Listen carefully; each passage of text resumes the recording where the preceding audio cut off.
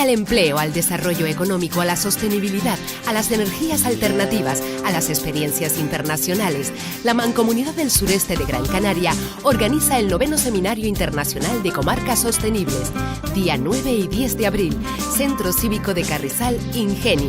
Asistencia libre y gratuita. Más información en www.seminariocomarcasostenibles.com. Sureste Sostenible. Compromiso de futuro. Y en los próximos minutos hablaremos con Manuel Calvo. Él es biólogo y socioecólogo y es consultor en sostenibilidad en la empresa Estudio MC de Sevilla. Manuel Calvo, muchísimas gracias de antemano por atendernos. Gracias a vosotros. La ponencia que va a traer a este 9º Seminario Internacional de Comarcas Sostenibles, a esta zona de la isla de Gran Canaria, lleva por título Sostenibilidad y Nueva Economía. Antes de empezar esta entrevista, hablábamos que aquí hay mucha tela que cortar. ¿De qué va a hablar en esta ponencia en la que tiene que dar pues 3 datos y 3 cuestiones fundamentales? Bueno, en realidad es difícil en solo media hora resumir de manera inteligible el reto al que nos enfrentamos, que significa la sostenibilidad.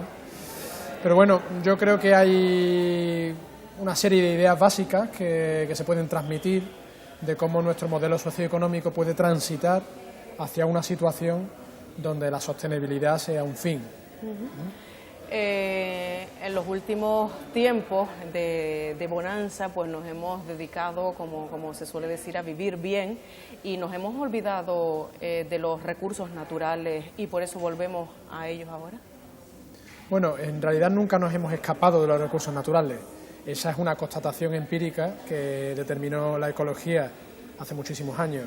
Es decir, todas las sociedades, cualquiera que sea su desarrollo tecnológico, al final depende en un consumo de recursos naturales, tanto energéticos como materiales. Entonces, el problema que tiene nuestra sociedad occidental industrializada es que consume muchos recursos naturales y los sistemas naturales no van a ser capaces en el medio plazo de aguantar esta tremenda presión, ¿no? De hecho, ya está habiendo algunos señales evidentes: el cambio climático, la erosión, la pérdida de biodiversidad, la ocupación de territorio, que indican que no vamos bien por este camino y que tenemos que cambiar para que nuestras sociedades aprendan a ser felices y a vivir bien consumiendo menos recursos y además consumiendo recursos siempre renovables, ¿no? Lo hemos abandonado, decía, un poco a nivel de consumidores, pero es verdad que las políticas que se siguen en este sentido son las adecuadas. No, en el sentido que tú decías antes de abandono, a mí me parece muy adecuado, en el sentido siguiente que te digo. El problema es que nos hemos desconectado de nuestro territorio. Es decir, nuestras sociedades ahora mismo no dependen del territorio donde se asientan para su subsistencia. Es decir, por ejemplo, Canarias o cualquier otro territorio también desarrollado, ¿no? Y se realiza un consumo intenso de recursos naturales que en muchas ocasiones son importados, y eso no va a poder mantenerse en el tiempo. Es decir, hay que volver a reconectar con el territorio, aprovechar las potencialidades del territorio donde se asientan nuestras sociedades y después, bueno, pues tener territorios conectados que provean de lo que hace falta, ¿no? Pero desde luego siempre en ese orden de prioridades. Es decir, primero aprender a vivir con lo que tenemos y segundo, aprender a buscar lo que no tenemos fuera, pero de una manera muchísimo más pausada y no como regla, es decir, como excepción, pero no como regla. Lo que sí se ha estado produciendo en los últimos años, como digo, es una desconexión de esta realidad, ¿no? Y la sostenibilidad, en buena medida, pretende que volvamos a conectar con esa realidad que está ahí. Es decir, no la podemos obviar. Que necesitemos materiales y energía para sobrevivir, pues es evidente. Y además hay otra idea muy importante que a mí me gustaría destacar y que pienso darle mucho énfasis esta tarde, ¿no? Y es que durante los últimos años hemos consumido más, pero no hemos vivido mejor, Es decir, también lo que hace falta es una reconsideración de esos valores, ¿no? ¿Qué significa vivir bien? ¿Significa consumir más? ¿Significa tener un coche más grande? ¿O significa tener buena salud y buenas relaciones familiares y buenas amistades, ¿no? Todo indica que lo que nos hace más felices es precisamente esto segundo y no lo primero, ¿no? Es decir, a partir de un determinado momento, de un determinado nivel de consumo, no es necesario seguir consumiendo más para ser felices. Y esa es la idea básica de la nueva economía que tenemos que construir entre todos, ¿no? Sobre todo hemos vivido un poco cómodos también de la mano de eso que nos han ido imponiendo. Claro, pero como digo, es una comodidad falsa, una comodidad que sabíamos que se iba a acabar. En términos de argumentos para que la gente lo comprenda, es muy útil recurrir al tema de la burbuja inmobiliaria, ¿no? Es decir, nosotros en la burbuja inmobiliaria vivimos en base a un crédito fácil que nos permitía tener trabajo y consumir y no preocuparnos por el tema. Pues en términos de recursos naturales estamos en una situación parecida. Es decir, tenemos un acceso barato y fácil a la energía, tenemos un acceso relativamente barato y fácil a los alimentos, a cualquier otro tipo de materiales o de bienes de consumo, y no nos estamos dando cuenta que esto es una ficción, y que algún día se va a acabar. Entonces la cuestión de la sostenibilidad es si asumimos esa responsabilidad y construimos una sociedad mejor y más sostenible controladamente, o si se produce el estallido de la burbuja, y ya sabemos qué pasa cuando estalla la burbuja. Me alegra que haya comentado lo del acceso barato, porque muchas veces también, no sé si intencionado o malintencionado, se ha llevado de la mano el aprovechamiento de esas energías, pues precisamente como algo caro.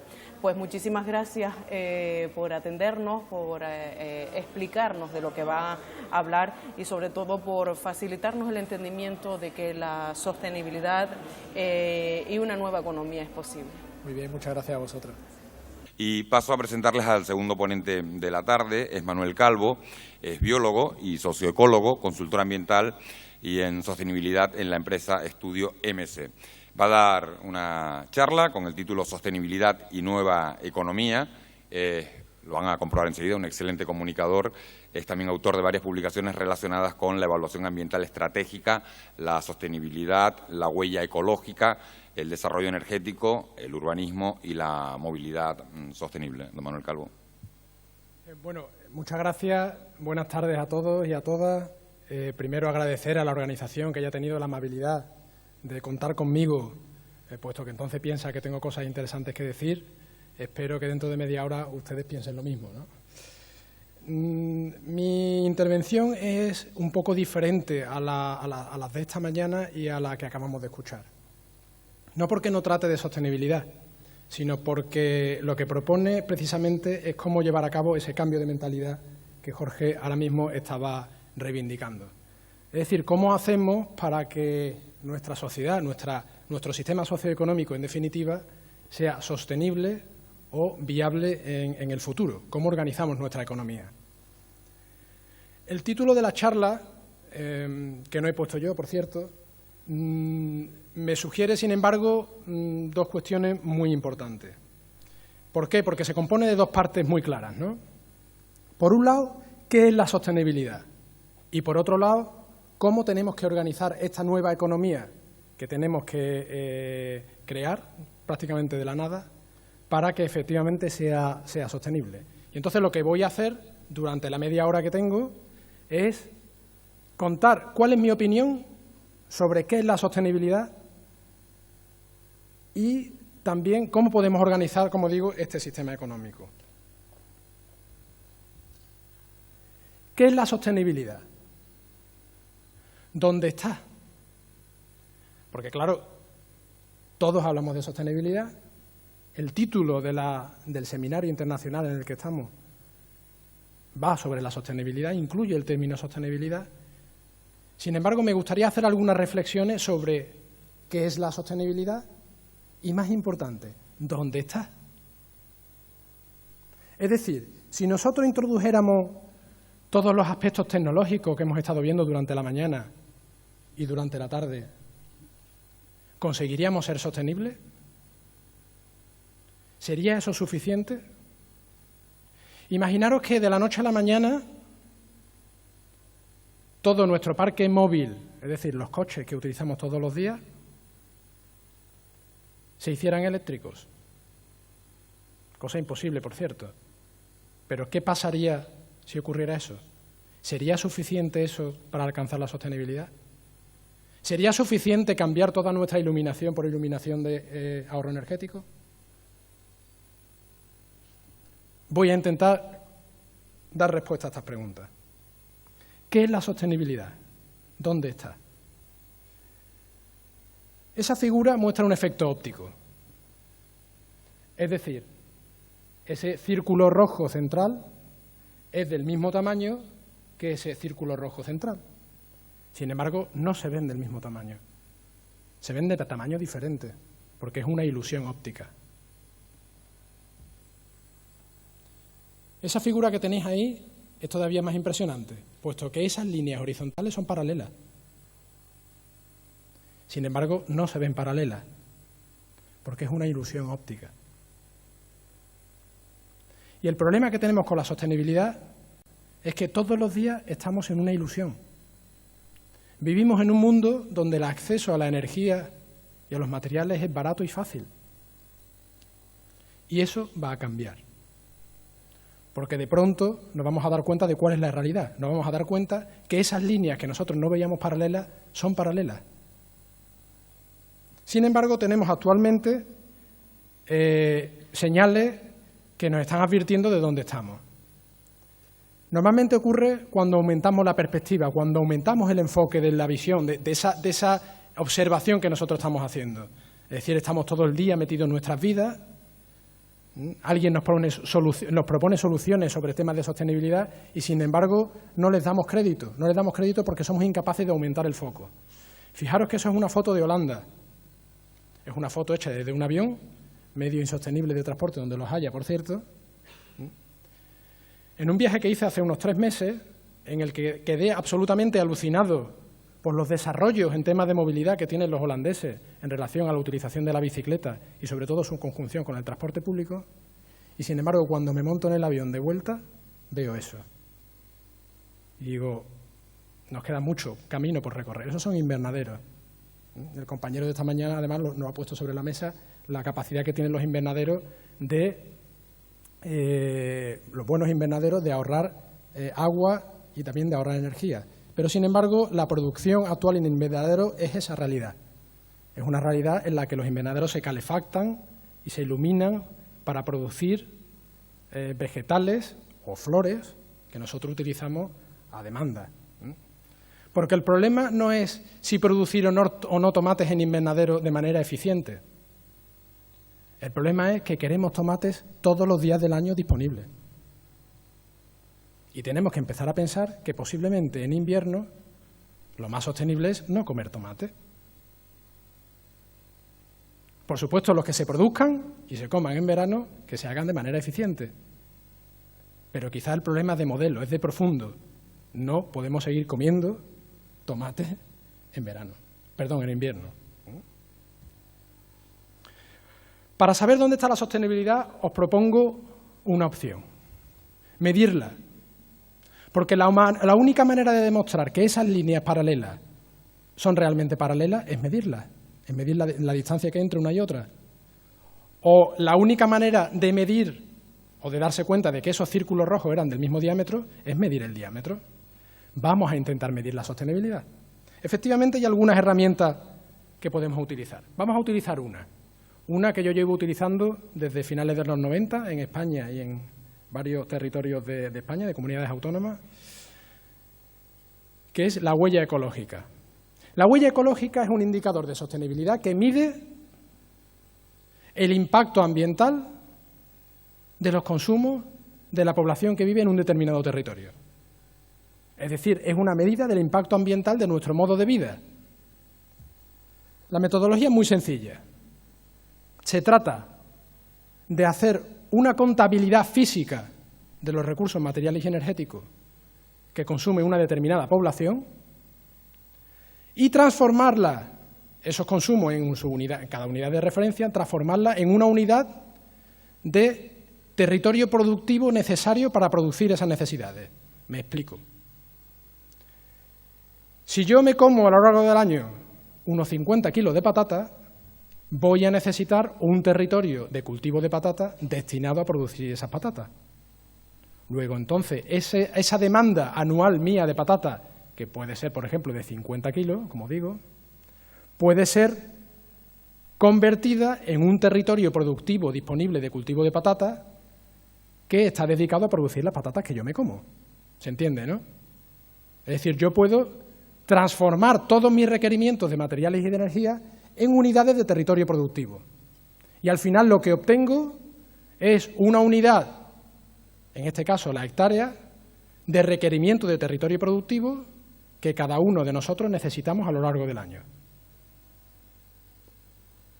Es decir, la huella ecológica en realidad es una huella, es la huella que yo como persona humana, que consumo materiales y energía, dejo en el territorio, puesto que tiene que haber unas hectáreas de territorio productivo disponibles para producir los materiales y la energía que yo consumo. Así, tengo una medida de la sostenibilidad, es decir, tengo una medida de los requerimientos físicos que necesito anualmente para mi bienestar. Pero la huella ecológica hace otra cosa. Por un lado, como digo, calcula las hectáreas necesarias para sostener mi modo de vida y por el otro lado, es decir, la otra cara de la moneda, consiste en calcular el territorio productivo realmente disponible en un territorio dado. En el caso de España, por ejemplo, yo he hecho las dos cosas. He calculado cuántas hectáreas necesitan cada uno de los españoles para satisfacer sus necesidades de materiales y de energía. Y por otro lado, he calculado el territorio productivo disponible por cada español, simplemente sumando el territorio de España y dividiéndolo entre cada uno de los habitantes. Y los resultados son estos. Con datos del 2010, la huella ecológica del español medio fue de 5,3 hectáreas de territorio productivo y año. Es decir, cada español necesitó, en 2010, una superficie equivalente a unas 5,3 hectáreas de territorio productivo para satisfacer sus necesidades de materiales y de energía.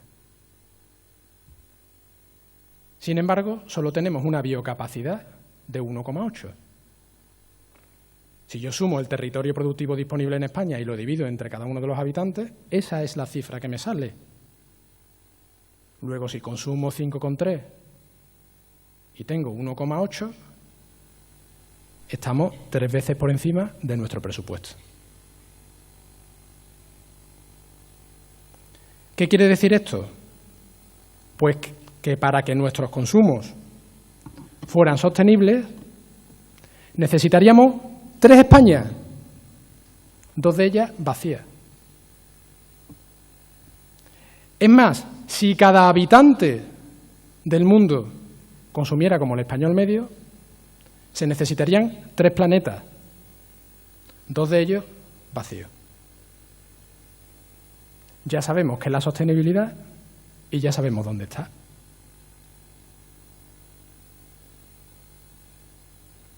¿Es suficiente cambiando bombillas y poniendo bombillas de ahorro energético? Evidentemente no, porque tenemos un déficit del 200%. Fijaros que pasaría esto en los presupuestos públicos, ¿no?, de cada año, con Rajoy. Se pegaba un tiro. Estamos en un déficit anual del 200%. Luego, entonces, 5,3 hectáreas responde a la pregunta de cuánto consumimos y 1,8 responde a la pregunta de cuánto tenemos. El cuadro amarillo es nuestra huella ecológica y el cuadro verde es nuestra biocapacidad. Es más, si cada uno de nosotros tuviéramos una cuenta bancaria de recursos físicos que se llenara el 1 de enero, el 1 de mayo estaba vacía. Y a partir del 1 de mayo estamos generando deuda ecológica. Deuda ecológica que pagan otros que consumen menos de lo que tienen o las generaciones futuras, Jorge, nuestros hijos. Ellos van a pagar nuestra deuda. En términos que todos entendemos, En cuanto a recursos naturales, estamos metidos en una burbuja de recursos naturales. Y esa burbuja va a explotar, como en la inmobiliaria. Esa, por ejemplo, es la huella ecológica de España con respecto a varios años, desde el 90 hasta el 2010. Como veis, en el 90 la huella ecológica de España ascendía a 5 hectáreas por habitante y año. Llegó a un máximo en 2007 de aproximadamente 6,7, que no está ahí. En 2005, que es cuando hicimos ese cálculo, 6,4, después hicimos otro en 2007, 6,7, y después bajó en 2010 a causa de la crisis a 5,3. Dos cuestiones interesantes de esa gráfica.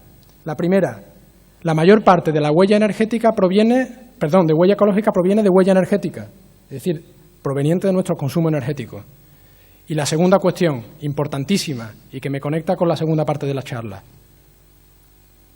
A más crecimiento económico, más huella ecológica. Y cuando el crecimiento económico deja de existir, se rebaja la huella. Esto cuestiona de fondo una idea que yo quiero dejar clara aquí hoy. El crecimiento ilimitado, el crecimiento económico ilimitado es imposible. Y ahí está el problema, porque nuestro sistema económico funciona bajo la premisa de la necesidad del crecimiento ilimitado. Y el tema es que no vamos a poder seguir creciendo. Luego, entonces, tenemos que reformar nuestra economía. Eso lo paso. Y eso creo que también. Porque ya no me da tiempo. Bueno, no, eso sí lo voy a explicar, perdón. Fijaros que esa gráfica que antes he puesto, si yo trazo una línea roja, que es donde está la biocapacidad, y lo señalo con el puntero, y tengo en cuenta que todos esos colorines corresponden a huella ecológica a la que no puedo renunciar porque es huella ecológica proveniente de alimentos, solo me queda aproximadamente 0,4 hectáreas por habitante y año de huella energética disponible. Es decir, eso lo que indica es que solo puedo consumir esa huella ecológica relativa a la energía, a los usos energéticos que yo haga. 0,4 hectáreas por habitante y año en términos energéticos es lo siguiente, dividiéndolo de los diferentes usos. En huella de transporte, mi presupuesto físico asciende a 0,086 hectáreas por habitante y año. Y eso, traducido a algo que se pueda entender, equivale a 1.500 kilómetros en coche. Es decir, todo aquel que haga más de 1.500 kilómetros en coche está en una situación de insostenibilidad. ¿Dónde está la sostenibilidad? Daros cuenta que 1.500 kilómetros en coche son equivalentes a 6.000 kilómetros en transporte público. Y daros cuenta que es O y no I. Es decir, yo puedo hacer 1.500 kilómetros en coche o 6.000 kilómetros en transporte público. O bien 25.000 kilómetros en bicicleta. Eso quiere decir que todos los planes de movilidad sostenible que se hagan en nuestros pueblos y ciudades tienen que ser planes de movilidad fundamentalmente dirigidos a fomentar los medios de transporte no motorizados, es decir, el peatón y la bicicleta. Eso se puede hacer con todas las facetas de nuestra vida. Y otra cifra importante. Por ejemplo, en Sevilla y área metropolitana nos movemos el equivalente a unos 17 millones de kilómetros en coche. Eso es una situación que yo controlo muy bien porque es la ciudad donde provengo. Esos 17 millones de kilómetros en coche son aproximadamente 44 viajes a la Luna. Eso es lo que se hace en Sevilla y área metropolitana en coche todos los días. Ahora bien, si tenemos en cuenta que esos 17 millones de kilómetros en coche se reparten entre el millón de automóviles que hay en Sevilla, en realidad cada coche solo hace 17 kilómetros. Y la afirmación siguiente, pues tampoco es tanto. Y ese es el problema, que hemos perdido la escala humana. Porque 17 kilómetros, señores y señoras, es mucho. Lo que pasa es que lo hacemos en 10 minutos en un coche. Y ese es el problema, que tenemos disponibilidad energética para hacer esos 17 kilómetros diarios, incluso mucho más, ¿no? Nueva economía. ¿Cómo nos organizamos? Es decir, ¿cómo hacemos y cómo organizamos una economía nueva que nos devuelva a la escala humana. Voy a proponer un paradigma, y es el paradigma de la biomímesis. ¿Qué significa la biomímesis? Simplemente imitar lo que pasa en la biología, lo que pasa en los sistemas naturales, lo que pasa en la ecología en general. Los ecosistemas tienen 3 características fundamentales. La primera es que son sistemas abiertos en cuanto al flujo de energía y cerrados en cuanto al ciclo de materiales.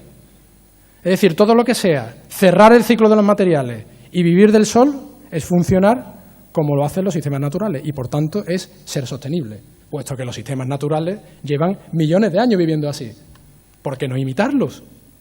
Jorge ha dado, por ejemplo, una tecnología muy prometedora en ese sentido. Vivamos del sol. Vivamos del sol de escala humana, claro, no del sol de hace 1 millón de años. Hay otra característica fundamental, y es que en los ecosistemas tiene preeminencia absoluta el transporte lento y a favor de gradiente. Es decir, todo el transporte en contra de gradiente y arbitrario es siempre muy caro en términos energéticos.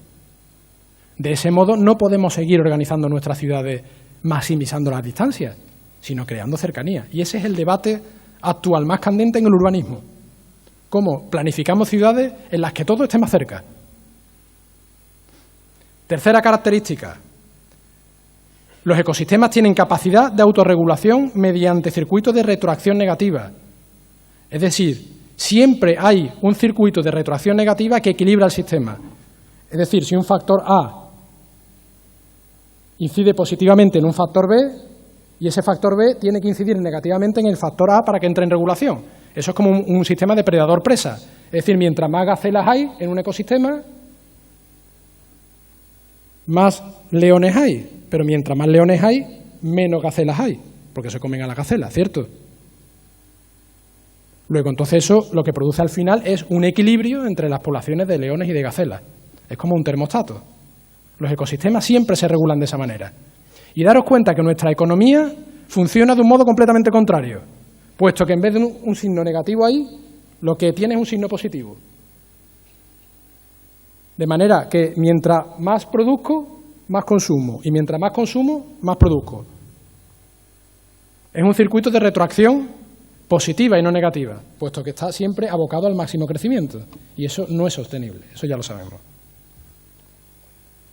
¿Cómo se traducen todas estas cuestiones en relación a la capacidad de transformación de la sociedad?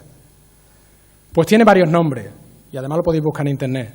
Hay desarrollos teóricos sobre economía biofísica, economía ecológica, democracia económica, economía del decrecimiento y del poscrecimiento. Hay un estudio recientemente publicado que es magnífico porque hace una recopilación de todas estas cuestiones y llama a la reflexión sobre una realidad, y es que estamos entrando en una época no solo de decrecimiento, sino de poscrecimiento, donde el crecimiento en realidad no sea lo importante. Es decir, vamos a tener que acostumbrarnos, no solo por cuestiones ambientales, sino también por cuestiones de eficiencia económica, a una situación donde el crecimiento ya no sea muy grande y, por tanto, vamos a tener que vehicular toda nuestra economía a esa premisa. No vamos a seguir creciendo. ¿Cómo se puede hacer eso? Yo voy a dar unas cuantas ideas sobre el asunto y además voy a poner ejemplos concretos de gente y de opciones que hoy ya tenemos disponibles para hacer esto. La primera idea, y aunque parezca una tontería, es buscar la felicidad y adoptarla como objetivo primordial. Porque todos los estudios que se están haciendo, y se están haciendo muchísimos estudios en algo que se está desarrollando nuevo, que se llama la ciencia de la felicidad, es que a partir de unos determinados ingresos, la gente no es más feliz. Es decir, llega un momento en el que, aunque yo gane más dinero, no se incrementa mi felicidad por eso. Entonces, ¿qué hacemos en esta carrera por el crecimiento? Hay estudios muy interesantes sobre el asunto. Por suerte, consumir más no nos hace más felices. Y es por suerte, porque podría haber sido al contrario. Pero resulta que por suerte no es así. Entonces, ¿qué hacemos consumiendo más? Y hay toda una política que se está desarrollando y toda una ciencia que se está desarrollando sobre cómo las políticas públicas generan más o menos felicidad en la gente. Bueno, pues esta es la idea primordial. Vamos a hacer que la gente sea feliz y no que consuma más. Ese binomio que dice que es sinónimo el crecimiento y la felicidad no es cierto. Y eso ya lo sabemos. Y sabemos además qué hacer. La segunda idea. Vamos a producir servicios en lugar de mercancías. Hay multitud de cuestiones que podemos consumir solo servicios y no mercancías. Es decir, hay servicios de coches multiusuarios donde no es necesario tener un coche, sino utilizarlo cada vez que lo necesitemos.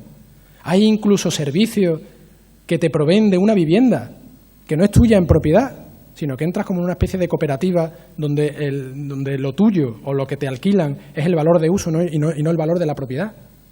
Son iniciativas súper interesantes. Esto ya está, esto además se puede hacer porque son cooperativas que mañana os juntáis 10 o 15 y hacéis una cooperativa de vivienda en este sentido. Y esa capacidad de uso además se puede heredar a nuestros hijos, pero nunca vamos a tener la propiedad de la vivienda que recae siempre en la cooperativa.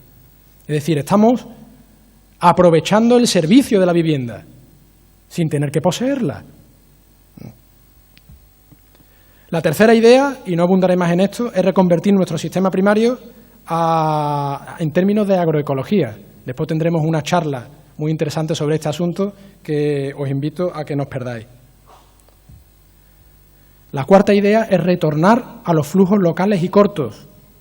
Hay muchísimas experiencias de monedas sociales donde la gente se ha puesto simplemente en contacto y lo que produce uno lo compra otro, con monedas alternativas, no con euros, aunque también. Es decir, redes, hoy tenemos la tecnología ahí a disposición de todos para generar redes sociales que transformen nuestra realidad cotidiana, que nos hagan más felices y que no sea todo ganar más dinero y tener más cosas, ¿no?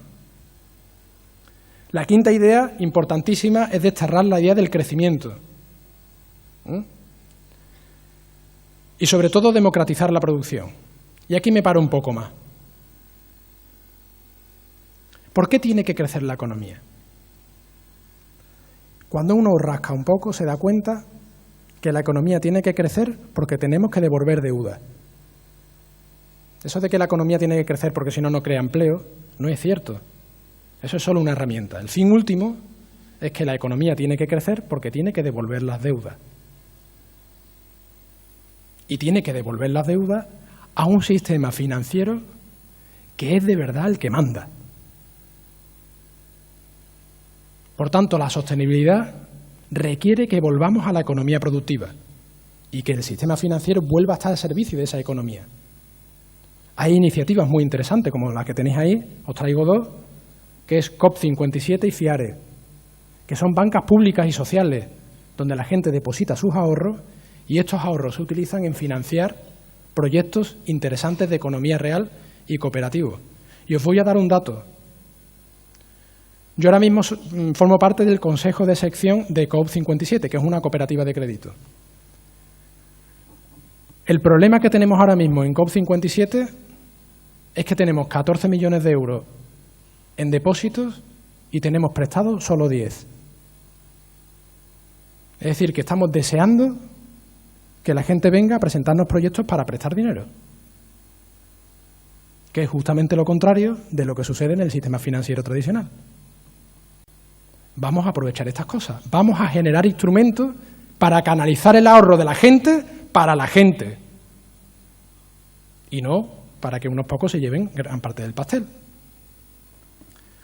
Otra cuestión muy interesante es la teoría de la democracia económica, que también os invito a informaros más sobre ella. Y hago una reflexión. A lo largo de toda la historia, sobre todo de los últimos 3 o 4 siglos, el avance de la sociedad se ha producido sobre la base de conquistar espacios de democracia. Conquistamos el derecho al voto. Las mujeres conquistaron su derecho al voto. Las mujeres también están conquistando su derecho a la libertad en el hogar. Estamos ganando progresivamente espacios de democracia. Sin embargo, en una empresa se está en una dictadura. Cuando tú entras por la puerta de la empresa, entras en una dictadura, que puede ser mejor o peor, pero al fin y al cabo se hace lo que dice el jefe. No hay democracia dentro de las empresas convencionales. La democracia económica lo que está proponiendo es que entre la democracia por las puertas de las empresas y que el sistema productivo pase a ser liderado fundamentalmente por las cooperativas, que es la fórmula jurídica en la cual las empresas son gestionadas y donde deciden los trabajadores, es decir, los miembros, los ciudadanos de esa empresa. Es decir, vamos a llevar la democracia también dentro del sistema productivo. La sexta idea es cambiar el modelo energético. ¿Para qué voy a seguir hablando de esto? Solo decir una cosa. Todos los que tenemos un contrato con Endesa, con Iberdrola, etcétera, etcétera, con las 5 grandes, hoy día podemos cambiar de compañía distribuidora de electricidad. Y allí os pongo 2 o 3 ejemplos. Y lo único que hay que hacer es descargarse un PDF por Internet, rellenarlo y mandar la carta. Y al día siguiente nos hemos desvinculado de las 5 grandes. Si lo hacemos todo de manera masiva, algo cambiaría. Independientemente de los cambios tecnológicos, etcétera, etcétera. Teniendo en cuenta también que el cambio de modelo energético no solo pasa por la utilización de energías renovables, sino por la premisa de que tenemos que consumir menos. No solo es un cambio tecnológico, sino un cambio social. Y la séptima idea, que a mí particularmente me parece la más atractiva. Para crear empleo hay que repartir el trabajo y aprovechar el aumento de productividad para el bien común. ¿Por qué? Porque fijaros una cosa, después de todos los avances tecnológicos y del aumento de productividad, ¿no os resulta raro que todavía la jornada laboral sea de 8 horas al día, igual que hace 80 o 90 años? ¿No decía Keynes aquello de que el avance tecnológico iba a tener como consecuencia que trabajáramos mucho menos? ¿Por qué seguimos trabajando tanto? ¿No será que ese aumento de productividad provocado por la aplicación de tecnología ha ido a parar a muy pocas manos? ¿O a pagar la deuda? Tenemos que empezar a reivindicar nuestro tiempo y la lentitud. Porque, como decía antes, los ecosistemas funcionan bajo la premisa de la poca aceleración y de la lentitud. Porque siendo más lento y siendo todo más lento, estoy seguro que seremos más felices. Y eso ayudará a que nuestro planeta pueda soportarnos. Muchas gracias.